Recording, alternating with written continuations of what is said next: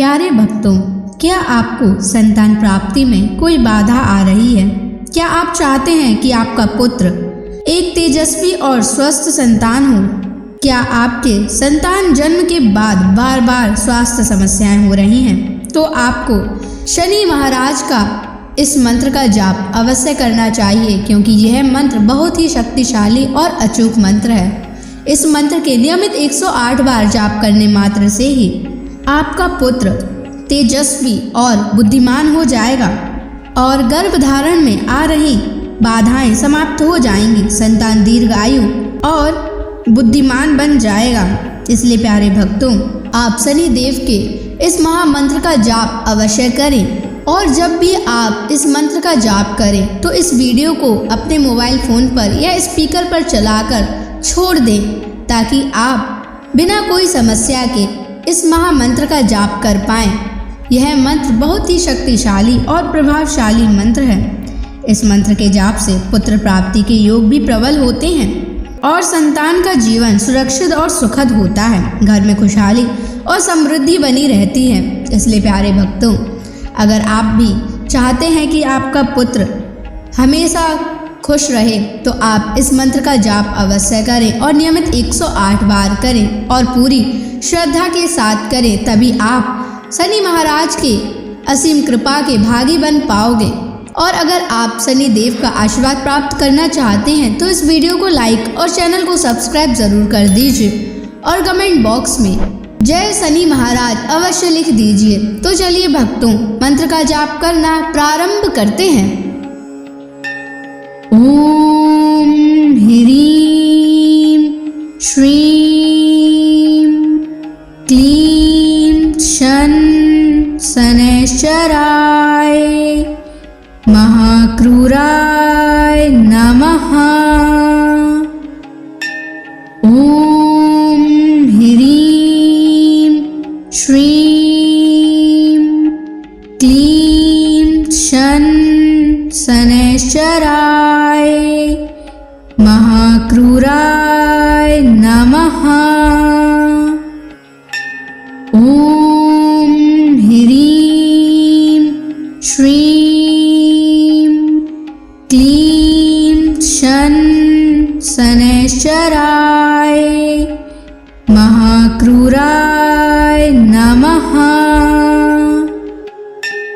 ओम ह्रीं श्रीं क्लीं शन शनैश्चराय महाक्रूराय नमः।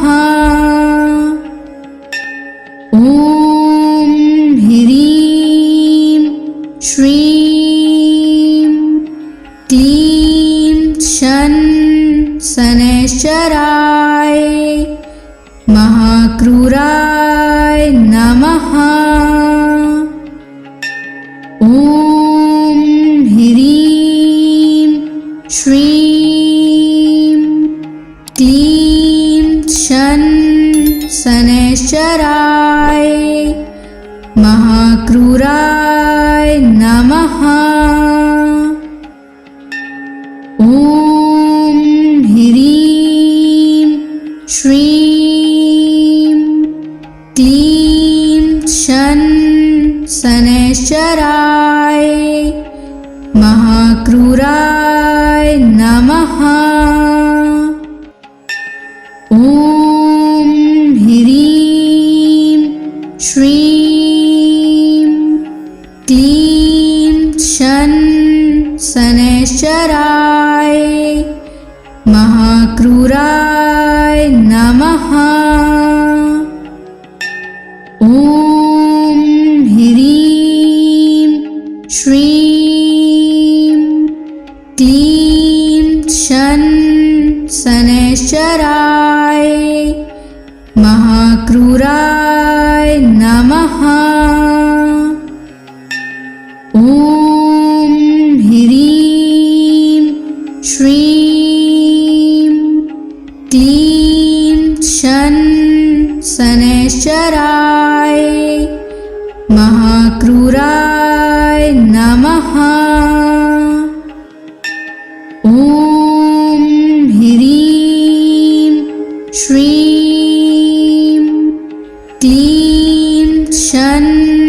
शनैश्चराय महाक्रूराय नमः। ॐ ह्रीं श्रीं क्लीं शनैश्चराय महाक्रूराय नमः। ॐ ह्रीं श्रीं क्लीं शनैश्चराय महाक्रूराय नमः। ॐ ह्रीं श्रीं क्लीं शनैश्चराय महाक्रूराय नमः। ॐ ह्रीं श्रीं क्लीं शनैश्चराय महाक्रूराय नमः। ॐ ह्रीं श्रीं क्लीं शनैश्चराय महाक्रूराय नमः। ॐ ह्रीं श्रीं क्लीं शनैश्चराय महाक्रूराय नमः। ॐ ह्रीं श्रीं क्लीं शनैश्चराय महाक्रूराय नमः। ॐ ह्रीं श्रीं क्लीं शनैश्चराय महाक्रूराय नमः। ॐ ह्रीं श्रीं क्लीं शनैश्चराय महाक्रूराय नमः। ॐ ह्रीं श्रीं क्लीं शनैश्चराय महाक्रूराय नमः। ॐ ह्रीं श्रीं क्लीं शनैश्चराय महाक्रूराय नमः। ॐ ह्रीं श्रीं क्लीं शनैश्चराय महाक्रूराय नमः। ॐ ह्रीं श्रीं क्लीं शनैश्चराय महाक्रूराय नमः। ॐ ह्रीं श्रीं क्लीं शनैश्चराय महाक्रूराय नमः। ॐ ह्रीं श्रीं क्लीं शनैश्चराय महाक्रूराय नमः। ॐ ह्रीं श्रीं क्लीं शनैश्चराय महाक्रूराय नमः। ॐ ह्रीं श्रीं क्लीं शन शनैश्चराय महाक्रूराय नमः। ॐ ह्रीं श्रीं क्लीं शन शनैश्चराय महाक्रूराय नमः।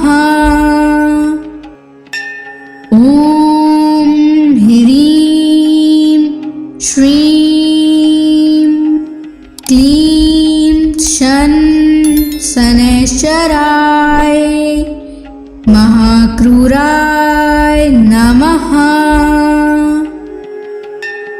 ॐ ह्रीं श्रीं क्लीं शन शनैश्चराय महाक्रूराय नमः।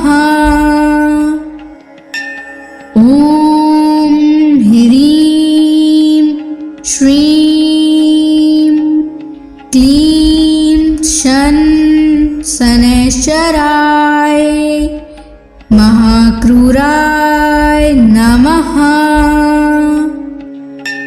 ॐ ह्रीं श्रीं क्लीं शन शनैश्चराय महाक्रूराय नमः।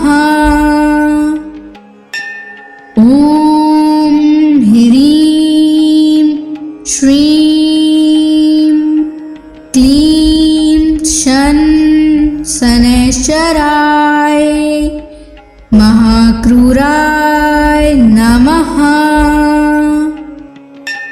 ॐ ह्रीं श्रीं क्लीं शन शनैश्चराय महाक्रूराय नमः। ॐ ह्रीं श्रीं क्लीं शन शनैश्चराय महाक्रूराय नमः। ॐ ह्रीं श्रीं क्लीं शन शनैश्चराय महाक्रूराय नमः। ॐ ह्रीं श्रीं क्लीं शन शनैश्चराय महाक्रूराय नमः।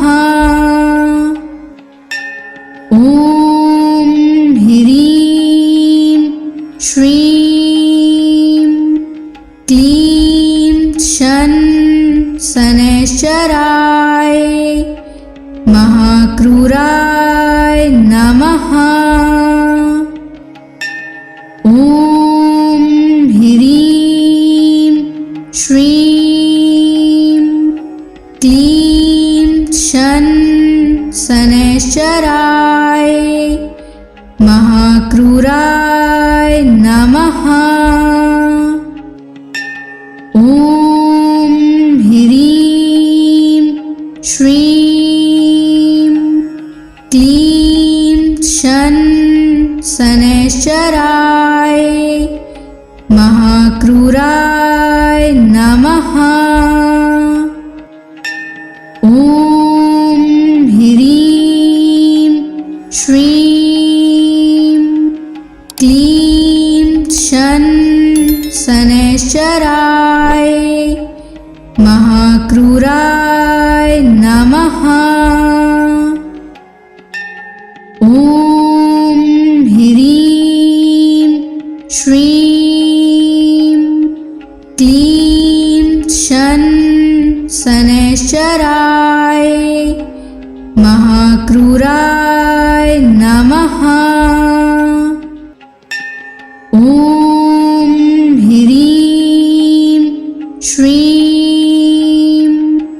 क्लीं शन शनैश्चराय महाक्रूराय नमः। ॐ ह्रीं श्रीं क्लीं शन शनैश्चराय महाक्रूराय नमः। ॐ ह्रीं श्रीं क्लीं शन शनैश्चराय महाक्रूराय नमः। ॐ ह्रीं श्रीं क्लीं शन शनैश्चराय महाक्रूराय नमः।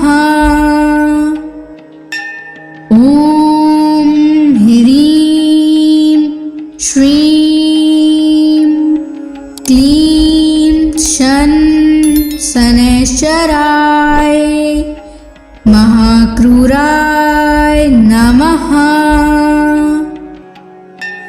ॐ ह्रीं श्रीं क्लीं शन शनैश्चराय महाक्रूराय नमः। ॐ ह्रीं श्रीं क्लीं शन शनैश्चराय महाक्रूराय नमः। ॐ ह्रीं श्रीं क्लीं शन शनैश्चराय महाक्रूराय नमः। ॐ ह्रीं श्रीं क्लीं शन शनैश्चराय महाक्रूराय नमः। ॐ ह्रीं श्रीं क्लीं शन शनैश्चराय महाक्रूराय नमः। ॐ ह्रीं श्रीं क्लीं शन शनैश्चराय महाक्रूराय नमः। ॐ ह्रीं श्रीं क्लीं शन शनैश्चराय महाक्रूराय नमः। ॐ ह्रीं श्रीं क्लीं शन शनैश्चराय महाक्रूराय नमः। ॐ ह्रीं श्रीं क्लीं शन शनैश्चराय महाक्रूराय नमः। ॐ ह्रीं श्रीं क्लीं शन शनैश्चराय महाक्रूराय नमः। ॐ ह्रीं श्रीं क्लीं शन शनैश्चराय महाक्रूराय नमः। ॐ ह्रीं श्रीं क्लीं शन शनैश्चराय महाक्रूराय नमः। ॐ ह्रीं श्रीं क्लीं शन शनैश्चराय महाक्रूराय नमः। ॐ ह्रीं श्रीं क्लीं शन शनैश्चराय महाक्रूराय नमः।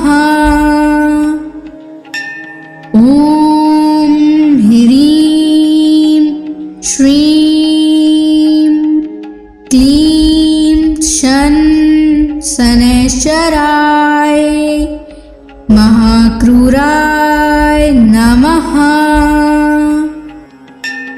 ॐ ह्रीं श्रीं क्लीं शन शनैश्चराय महाक्रूराय नमः। ॐ ह्रीं श्रीं क्लीं शन शनैश्चराय महाक्रूराय नमः। ॐ ह्रीं श्रीं क्लीं शन शनैश्चराय महाक्रूराय नमः। ॐ ह्रीं श्रीं क्लीं शन शनैश्चराय महाक्रूराय नमः।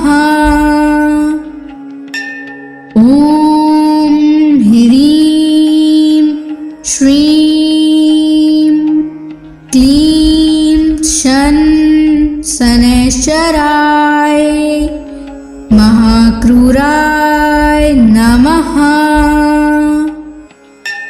ॐ ह्रीं श्रीं क्लीं शन शनैश्चराय महाक्रूराय नमः। ॐ ह्रीं श्रीं क्लीं शन शनैश्चराय महाक्रूराय नमः।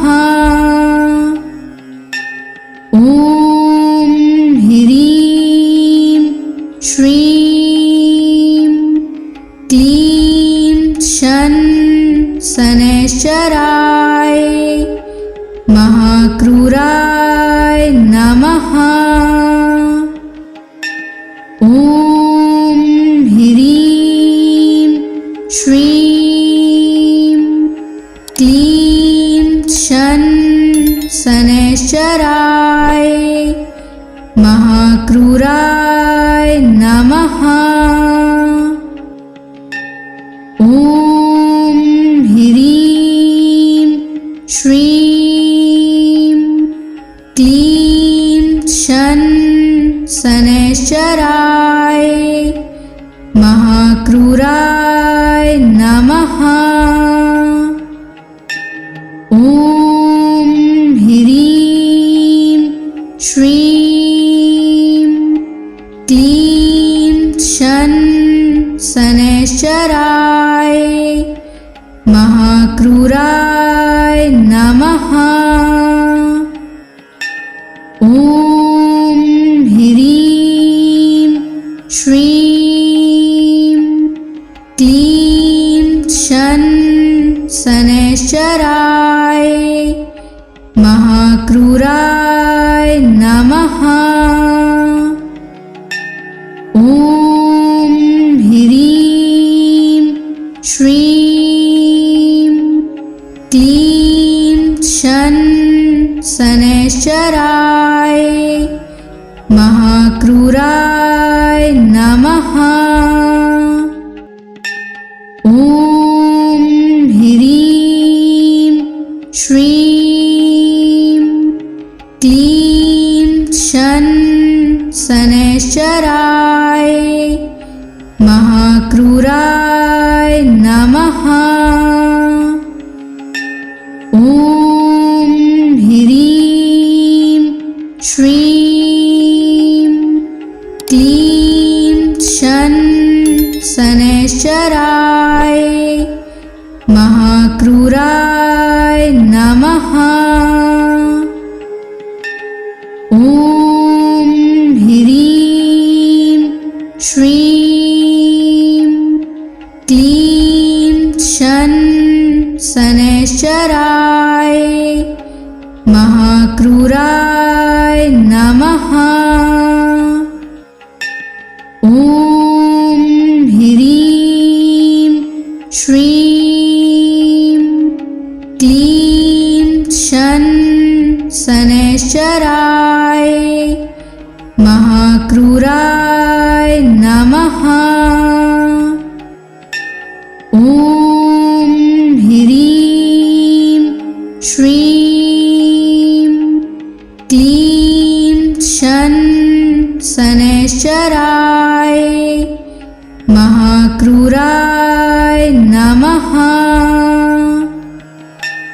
ॐ ह्रीं श्रीं क्लीं शन शनैश्चराय महाक्रूराय नमः।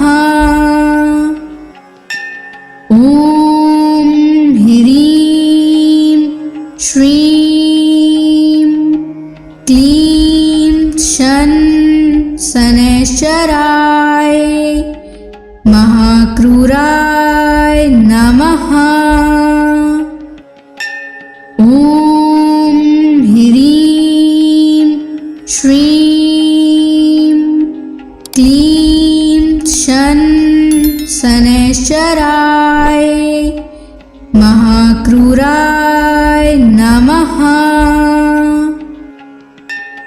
ॐ ह्रीं श्रीं क्लीं शन शनैश्चराय महाक्रूराय नमः। ॐ ह्रीं श्रीं क्लीं शन शनैश्चराय महाक्रूराय नमः। ॐ ह्रीं श्रीं क्लीं शन शनैश्चराय महाक्रूराय नमः। ॐ ह्रीं श्रीं क्लीं शन शनैश्चराय महाक्रूराय नमः। ॐ ह्रीं श्रीं क्लीं शन शनैश्चराय महाक्रूराय नमः। ॐ ह्रीं श्रीं क्लीं शन शनैश्चराय महाक्रूराय नमः। ॐ ह्रीं श्रीं क्लीं शन शनैश्चराय महाक्रूराय नमः। ॐ ह्रीं श्रीं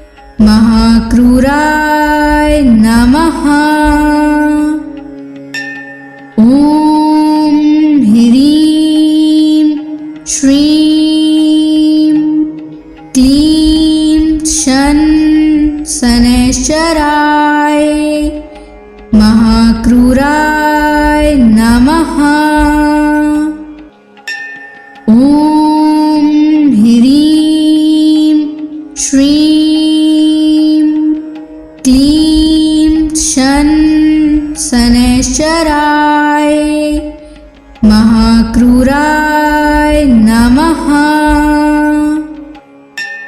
ॐ ह्रीं श्रीं क्लीं शन शनैश्चराय महाक्रूराय नमः। ॐ ह्रीं श्रीं क्लीं शन शनैश्चराय महाक्रूराय नमः। ॐ ह्रीं श्रीं क्लीं शन शनैश्चराय महाक्रूराय नमः। ॐ ह्रीं श्रीं क्लीं शन शनैश्चराय महाक्रूराय नमः। ॐ ह्रीं श्रीं क्लीं शन शनैश्चराय महाक्रूराय नमः। ॐ ह्रीं श्रीं क्लीं शन शनैश्चराय महाक्रूराय नमः। ॐ ह्रीं श्रीं क्लीं शन शनैश्चराय महाक्रूराय नमः। ॐ ह्रीं श्रीं क्लीं शन शनैश्चराय महाक्रूराय नमः। ॐ ह्रीं श्रीं क्लीं शन शनैश्चराय महाक्रूराय नमः। ॐ ह्रीं श्रीं क्लीं शन शनैश्चराय महाक्रूराय नमः। ॐ ह्रीं श्रीं क्लीं शन शनैश्चराय महाक्रूराय नमः। ॐ ह्रीं श्रीं क्लीं शन शनैश्चराय महाक्रूराय नमः। ॐ ह्रीं श्रीं क्लीं शन शनैश्चराय महाक्रूराय नमः। ॐ ह्रीं श्रीं क्लीं शन शनैश्चराय महाक्रूराय नमः। ॐ ह्रीं श्रीं क्लीं शन शनैश्चराय महाक्रूराय नमः। ॐ ह्रीं श्रीं क्लीं शन शनैश्चराय महाक्रूराय नमः। ॐ ह्रीं श्रीं क्लीं शन शनैश्चराय महाक्रूराय नमः। ॐ ह्रीं श्रीं क्लीं शन शनैश्चराय महाक्रूराय नमः। ॐ ह्रीं श्रीं क्लीं शन शनैश्चराय महाक्रूराय नमः। ॐ ह्रीं श्रीं क्लीं शन शनैश्चराय महाक्रूराय नमः। ॐ ह्रीं श्रीं क्लीं शन शनैश्चराय महाक्रूराय नमः।